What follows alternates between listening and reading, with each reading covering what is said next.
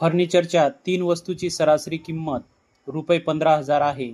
जर त्या वस्तूच्या किमतीचे गुणोत्तर 3:5:7 असे असेल तर सर्वात स्वस्त वस्तूची किंमत किती?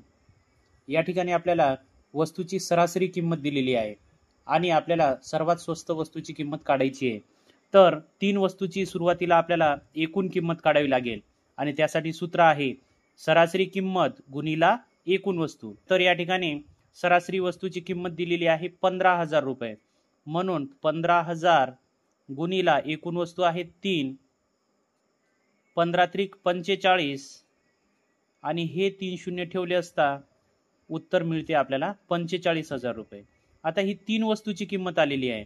तर आता गुणोत्तर आपल्याला दिलेले आहे आणि म्हणून वस्तूची किंमत आपण जर x मानली तर गुणोत्तरानुसार त्यांच्या किमती होतील 3x अधिक 5x अधिक 7x आणि एकूण किंमत आलेली आहे 45,000. म्हणून बेरीज करूया. 3 आणि 5 8 आणि 7 15, 15x बरोबर 45,000 आणि म्हणूनच x बरोबर 45,000 भागिला 15. x बरोबर 15 त्रिक 45 आणि हे 3 शून्य ठेवले झाले 3,000, म्हणजे x ची किंमत आलेली आहे 3,000.